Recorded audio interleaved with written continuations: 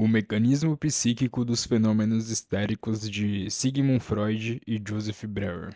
Estamos no capítulo 3, a conversão histérica. Dificilmente se levantará a suspeita de que eu identifico a excitação nervosa com a eletricidade, se uma vez mais retorno à comparação com um sistema elétrico. Quando neste a tensão se torna exorbitante, há o perigo de que sejam rompidos os pontos mais fracos do isolamento.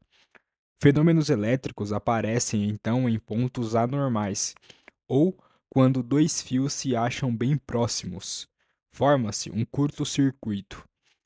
Como nesses pontos se estabelece uma modificação duradoura, a perturbação que ela suscita sempre pode voltar a ocorrer quando a tensão é suficientemente aumentada. Efetuou-se uma facilitação anormal. Pode-se afirmar que as condições do sistema nervoso são, em alguma medida, semelhantes. É um todo perfeitamente interconectado, mas em muitos lugares intercalam-se grandes, embora não insuperáveis, resistências que impedem a propagação regular da excitação. Assim, em pessoas normais, desperta a excitação do órgão ideativo. Assim, em pessoas normais despertas, a excitação do órgão ideativo não se transmite aos órgãos da percepção. No interesse da segurança e eficiência do organismo, os aparelhos nervosos dos complexos de órgãos vitais, da circulação e da digestão são separados dos órgãos ideativos por fortes resistências. Sua autonomia é preservada. Não são diretamente influenciados por ideias, mas apenas a resistência de força individualmente diversa obstam a passagem da excitação intracerebral aos aparelhos circulatórios e digestivos. Entre o ideal, hoje raro, do indivíduo absolutamente não nervoso, cuja atividade cardíaca mantém-se constante em qualquer situação da vida e só é influenciada pelo trabalho a realizar, que, em qualquer perigo, tem o mesmo bom apetite de digestão. E o indivíduo nervoso, a quem todo acontecimento causa palpitações e diarreia, entre eles se encontram todas as gradações da excitabilidade afetiva. Mas, de todo modo, na pessoa normal, há resistências à passagem de excitação cerebral para os órgãos vegetativos. Elas correspondem ao isolamento nas conduções elétricas. Naqueles pontos em que são anormalmente fracas, rompe-se quando ocorre uma excitação cerebral de alta tensão.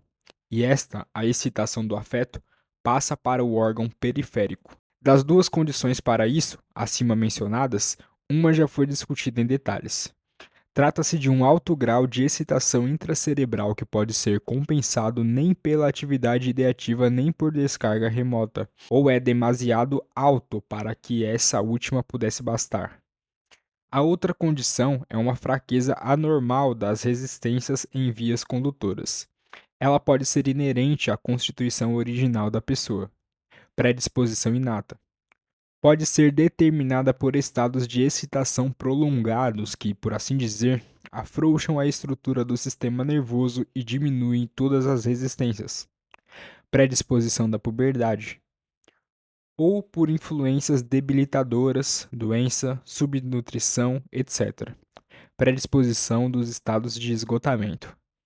A resistência de vias de condução específicas pode ser reduzida por adoecimento anterior do órgão em questão, com o que as vias para o cérebro e a partir dele são abertas. Um coração doente sujeita-se mais à influência.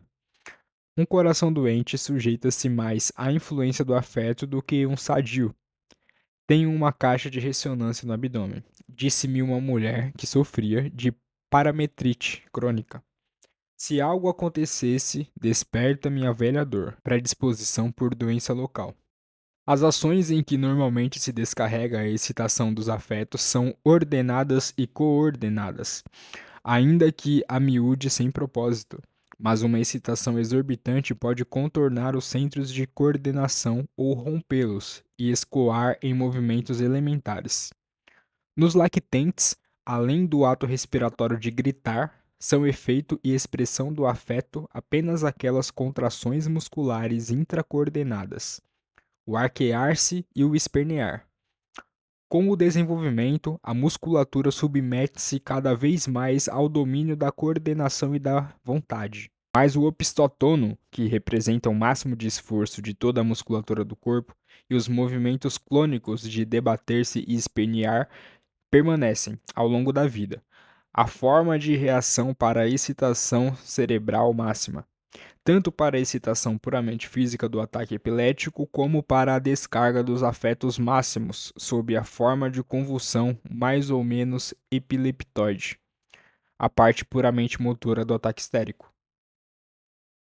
Tais reações afetivas anormais são certamente próprias da histeria, mas ocorrem também fora dessa doença.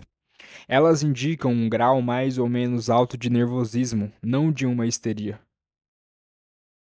Só podemos qualificar de histéricos tais fenômenos quando surgem não como consequência de um afeto extremo, porém de fundamento objetivo, mas de forma aparentemente espontânea, como manifestações mórbidas. Quanto a estas, muitas observações, incluindo as nossas, demonstram que se baseiam em lembranças que renovam o afeto original, ou melhor, renovariam se precisamente aquelas reações já não tivessem se produzido. É provável que em todas as pessoas mentalmente ativas um fluxo de ideias e lembranças percorra mansamente a consciência, em estado de tranquilidade psíquica.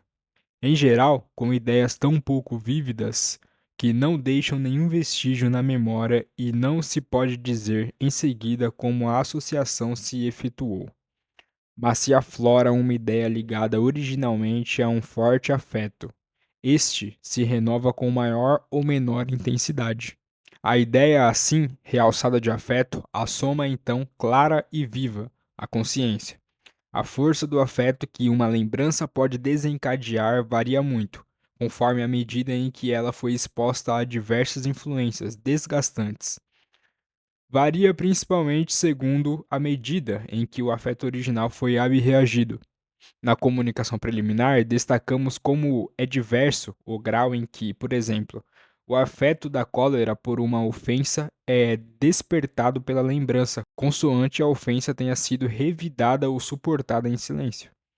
Se na ocasião original houve realmente o reflexo psíquico, a lembrança desencadeia um quanto de excitação bem menor. Se não, a lembrança sempre faz retornarem aos lábios as palavras insultuosas, então suprimidas e que teriam sido o reflexo psíquico daquele estímulo. Se o afeto original não foi descarregado no reflexo normal, mas sim num reflexo anormal, também este volta a ser desencadeado pela lembrança. A excitação proveniente da ideia afetiva é convertida num fenômeno corporal. Quando, pela repetição frequente, a via para esse reflexo anormal é inteiramente aberta. A efetividade das ideias desencadeadoras pode, ao que se parece, se esgotar de modo tão completo que o próprio afeto só se produz em intensidade mínima ou sequer ocorre. Nesse caso, a conversão histérica é total. Mas a ideia que agora não tem mais efeitos psíquicos pode ser ignorada pelo indivíduo ou sua emergência logo voltar a ser esquecida, como acontece às outras ideias desprovidas de afeto. Tal substituição da excitação cerebral, que deveria determinar uma ideia por uma excitação das vias periféricas, será talvez mais aceitável mediante a recoordenação do comportamento inverso, na ausência de um reflexo pré-formado. Cito um exemplo extremamente trivial: o reflexo do espirro. Quando um estímulo da mucosa nasal, por um motivo qualquer, não desencadeia esse reflexo pré-formado, surge, como se sabe, uma sensação de excitação e tensão. É a excitação que, sem poder escoar pelas vias motoras, propaga-se pelo cérebro, impedindo qualquer outra atividade. Este banalíssimo exemplo nos oferece o esquema para o que sucede também no caso em que deixam de haver reflexos psíquicos mais complicados. A emoção do impulso de vingança, de que tratamos acima, é essencialmente similar, e podemos observar o processo até nas mais altas esferas das realizações humanas. Goethe não termina de lidar com uma vivência até que a tenha resolvido na atividade poética. Nele, esse é o reflexo pré-formado de um afeto, e, enquanto não se tenha cumprido, subsiste a penosa excitação exacerbada. A excitação intracerebral e o processo de excitação em vias periféricas são grandezas recíprocas.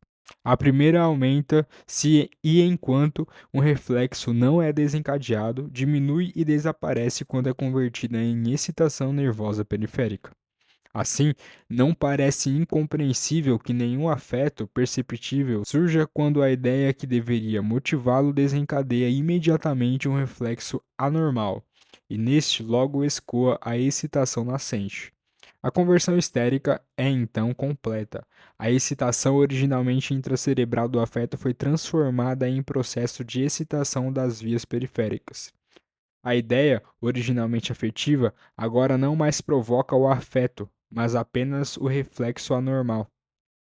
Com isso, avançamos um passo além da expressão anormal das emoções.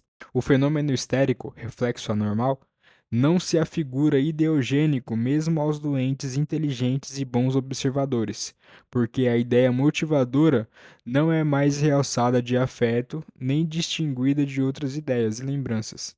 Ele se apresenta como um fenômeno puramente somático, sem raiz psicológica na aparência. O que então determina a descarga da excitação afetiva de maneira que seja produzido precisamente o reflexo anormal determinado e não um outro qualquer? Nossas observações respondem essa pergunta em muitos casos. Também essa descarga segue o princípio da menor resistência e se efetua naquelas vias cujas as resistências já foram reduzidas por circunstâncias concorrentes. Entre eles se inclui o caso anteriormente tratado, de certo reflexo que já teve suas vias abertas por uma doença somática. Por exemplo, quando alguém padece com frequência de cardialgias, elas também são provocadas pelo afeto. Ou um reflexo é facilitado porque, no momento do afeto original, a inervação muscular em questão foi intencional e voluntária. Assim, Anaô, em seu pavor, procura estender o braço direito, imobilizado pela pressão contra a cadeira, para se afastar a serpente. Desde então, a tetânia do braço direito é suscitada pela visão de qualquer coisa serpentiforme ou em sua emoção, ela converge fortemente os olhos para enxergar os ponteiros, e o estrabismo converte, e o estrabismo convergente torna-se então um dos reflexos desse afeto, e assim por diante. Essa é a ação da simultaneidade, que de fato governa também nossas associações anormais. Toda percepção sensorial chama de novo a consciência uma outra, que originalmente se produziu ao mesmo tempo que ela, o exemplo clássico da imagem visual da ovelha e de seu balido. Se houve simultaneamente ao afeto original uma vívida impressão sensorial, esta volta a ser provocada pelo afeto renovado. E, visto tratar-se aqui da descarga de uma excitação excessiva, não como lembrança, mas como alucinação. Quase todas as novas observações oferecem exemplos disso. É o que também se verifica quando uma mulher vive um afeto doloroso no momento em que, em decorrência de uma periostite, sofre de violenta dor de dente, e a partir de então, cada renovação desse afeto, mesmo sua lembrança, provoca-lhe uma nevralgia infraorbitária, etc. Essa é a facilitação dos reflexos anormais, segundo as leis gerais da associação. Às vezes, porém, de certo apenas em graus mais elevados de histeria. Há entre o afeto e seu reflexo verdadeiras séries de ideias associadas. É a determinação por simbolismo. São frequentemente jogos de palavras ridículos, associações sonoras que ligam o afeto e seu reflexo, mas isso ocorre apenas em estados oníricos, com a faculdade crítica reduzida, e já se situa fora do grupo de fenômenos aqui examinados. Em numerosos casos, a determinação permanece incompreensível, porque nossa visão do estado psíquico e nosso conhecimento das ideias atuantes no momento da gênese do fenômeno histérico são, com frequência, bastante incompletos.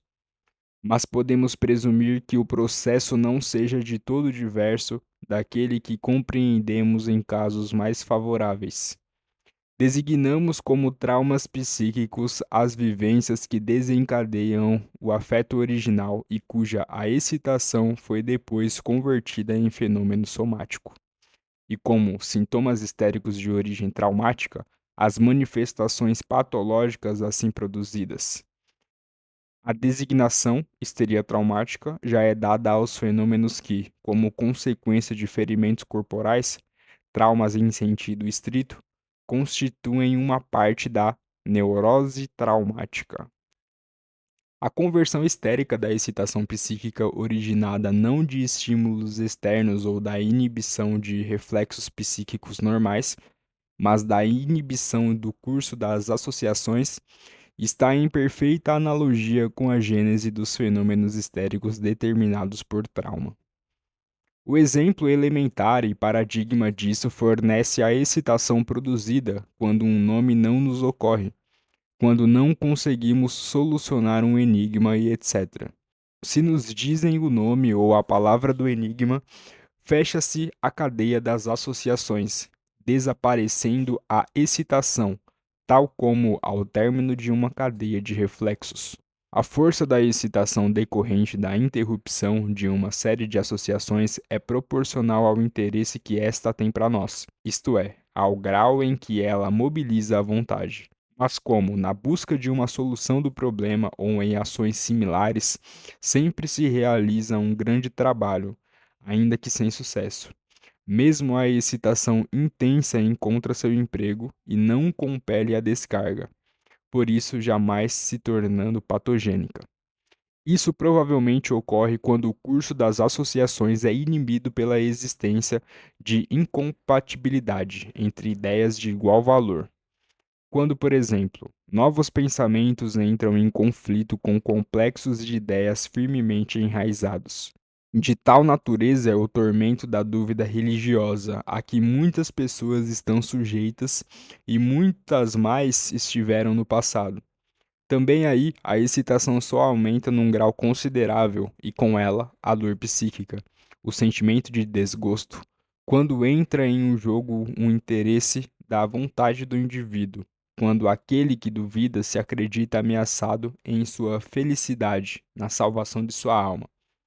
Este é sempre o caso, porém, quando o conflito se verifica entre o firme complexo de ideias morais adquiridos com a educação e a lembrança de atos ou até mesmo apenas pensamentos incompatíveis com ele. É o tormento da consciência, o interesse, o interesse da vontade de aprazer-se com a própria personalidade, de estar satisfeito com ela, entra em ação e aumenta o máximo da excitação decorrente da inibição das associações. É fato da experiência diária que tal conflito de ideias incompatíveis exerce ação patogênica. Trata-se, na maioria das vezes, de ideias e de ocorrências da vida sexual. A masturbação em adolescentes moralmente sensíveis, a consciência da inclinação por um homem desconhecido numa mulher de hábitos austeros, trata-se, na maioria das vezes, de ideias e ocorrências da vida sexual. A masturbação em adolescentes moralmente sensíveis, a consciência da inclinação por um homem desconhecido numa mulher de hábitos austeros. Com muita frequência, o primeiro aflorar de sensações e ideias sexuais já é suficiente para criar, pelo conflito com a ideia de pureza moral profundamente enraizada, um estado extremo de excitação. Geralmente, esse conflito tem consequências psíquicas, abatimento patológico, estados de angústia. Às vezes, porém, circunstâncias concorrentes determinam um fenômeno somático anormal, no qual a excitação se descarrega. Vômito, quando o sentimento de sujidade moral produz uma sensação física de asco. Uma tosse nervosa, como em Anaú, quando a angústia da consciência provoca um espasmo da glote, etc. A excitação produzida por ideias muito vivas e incompatíveis comporta uma reação normal adequada, a comunicação pela fala. Encontramos um impulso para isso, em cômico exagero, na história do barbeiro de Mídias que proclamou seu segredo aos juncos. Nós o encontramos como um dos fundamentos de uma grande instituição histórica, na Confissão Católica. A comunicação alivia, ela descarrega a atenção mesmo quando não se dirige ao padre e não é seguida de absolvição. Se essa saída é vedada à excitação, às vezes ela se converte em fenômeno somático. Da mesma forma que a excitação de afetos traumáticos, e acompanhando Freud, podemos designar todo o grupo de manifestações histéricas que tem essa origem como fenômenos histéricos de retenção. A essa explicação do mecanismo psíquico da gênese dos fenômenos histéricos pode-se fazer a objeção de que se esquematiza e mostra o processo de modo mais simples do que é na realidade. Para que uma pessoa sadia, originalmente não neuropata, desenvolva um verdadeiro sintoma histérico, com sua aparente independência da psique, sua existência somática autônoma, quase sempre é preciso que múltiplas circunstâncias coexistam. O caso seguinte pode servir como um exemplo dessa complexidade do processo. Um menino de 12 anos que outrora sofrera de pavor nocturnos e era filho de um pai muito nervoso, chegou certo dia indisposto da escola. Queixava-se de problemas de deglutição, isto é, só conseguia engolir com dificuldade, e de dores de cabeça. O médico da família presumiu como causa uma angina, mas, mesmo após vários dias, seu estado não melhorou. O jovem não queria comer, vomitava quando o forçava a se alimentar, arrastava-se de um lado para o outro, cansado e sem ânimo, queria ficar na cama todo o tempo e decaiu muito fisicamente. Quando o vi, 5 semanas mais tarde, dava a impressão de um garoto tímido e reservado, e tive a convicção de que seu estado possuía uma base psíquica. Instado pelas perguntas, apontou um motivo banal, uma severa reprimenda de seu pai que evidentemente não era a causa efetiva do adoecimento. Nada também pôde apurar na escola. Prometi obter a informação mais tarde na hipnose. Isso, porém, foi desnecessário. Quando sua mãe, inteligente e enérgica, o argiu com veemência, ele começou a contar, numa torrente de lágrimas. Voltando da escola, a caminho de casa, havia entrado num mictório público, onde um homem lhe mostrava o pênis, pedindo que o colocasse na boca. Tomado de pavor, fugira e nada mais lhe havia sucedido, mas desde aquele instante ficou doente. E a partir do momento da confissão, seu estado cedeu lugar à saúde plena. Para produzir o fenômeno da anorexia dos problemas de deglutição e dos vômitos, foram necessários aqui vários fatores: a disposição nervosa inata, o pavor, a irrupção da sexualidade em sua forma mais brutal na alma infantil e, como fator determinante, a ideia de asco. A duração da doença deveu-se ao silêncio guardado pelo menino, o que impediu a descarga normal da excitação. Assim como nesse caso, vários fatores devem atuar concomitantemente para que numa pessoa até então sadia se desenvolva para que uma pessoa até então sadia se desenvolva um sintoma histérico. Este, segundo a expressão de Freud, é sempre sobredeterminado. Pode-se considerar sobredeterminação também o caso em que o mesmo afeto é suscitado por várias ocasiões que se repetem. O doente e aqueles à sua volta relacionam o sintoma histérico apenas à sua última ocasião, que na maioria das vezes, porém, apenas evidencia o que já foi quase inteiramente realizado por outros traumas. Uma jovem teve seu primeiro ataque histérico, seguido de uma série de outros, quando um gato lhe saltou sobre o ombro no escuro. Parecia um simples efeito de pavor. Contudo, uma investigação mais cuidadosa apurou que a garota de 17 anos, de admirável beleza e mal vigiada, fora recentemente objeto de múltiplos assédios mais ou menos brutais, o que a levava a sentir uma excitação sexual, predisposição. Alguns dias antes, na mesma escada escura, fora atacada por um rapaz, do qual se esquivara a muito custo. Este era o verdadeiro trauma psíquico, cujo efeito só se tornou manifesto com o gato. Mas em quantos casos não se toma o gato por causa eficiência, que basta inteiramente? Para que se realize tal conversão pela repetição do afeto, nem sempre é necessária uma pluralidade de causas exteriores. Muitas vezes basta uma renovação do afeto na lembrança. Quando esta ocorre logo após o trauma, em rápida e frequente repetição, antes que o afeto se tenha enfraquecido. Isto é suficiente quando o afeto foi muito forte. É o que acontece nas histerias traumáticas, no sentido mais estrito da palavra. Nos dias subsequentes a um acidente ferroviário, por exemplo, a cena aterradora é revivida no sono e na vigília, sempre com a renovação do afeto de pavor, até que, decorrido esse tempo de elaboração psíquica, Charcot, ou incubação, realiza-se, enfim, a conversão em fenômeno somático. Na verdade, concorre para isso ainda um fator a ser discutido mais tarde. Habitualmente, porém, a ideia afetiva logo está sujeita ao desgaste, a todas aquelas influências referidas na comunicação preliminar, que pouco a pouco lhe roubam seu valor afetivo.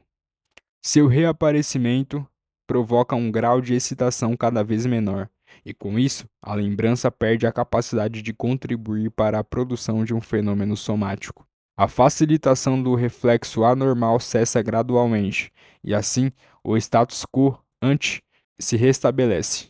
As influências desgastantes são, porém, em sua totalidade, obra da associação do pensamento, uma correção por meio de outras ideias.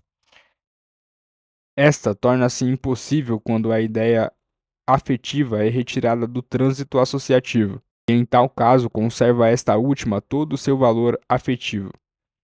A cada vez que se renova, volta a liberar toda a soma da excitação do afeto original, com o que finalmente é consumada a facilitação de um reflexo anormal outrora iniciada ou é mantida e estabilizada a outrora realizada.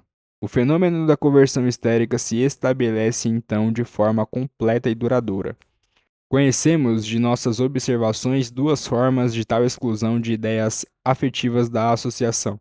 A primeira é a defesa, a supressão voluntária de ideias penosas, pelas quais o indivíduo se sente ameaçado em sua alegria de viver ou em sua autoestima.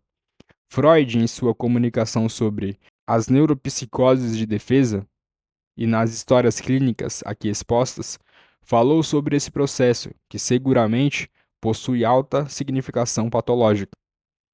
Talvez não seja compreensível como uma ideia possa ser voluntariamente reprimida da consciência, mas conhecemos muito bem o processo positivo correspondente, a concentração da atenção sobre uma ideia, e tampouco podemos dizer como a efetuamos. Portanto, ideias das quais a consciência é desviada, sobre as quais não se pensa, permanecem também subtraídas ao desgaste e conservam seu montante de afeto inalterado. Descobrimos também que outro gênero de ideias escapa ao desgaste pelo pensamento, não porque não se queira lembrá-las, mas porque não se pode fazê-lo, porque originalmente afloraram e foram dotadas de afeto em estados para os quais, na consciência desperta, há amnésia, ou seja, em estados hipnóticos ou semelhantes à hipnose. Estes últimos parecem ser de máxima significação para a teoria da histeria e, por isso, merecem uma discussão mais aprofundada.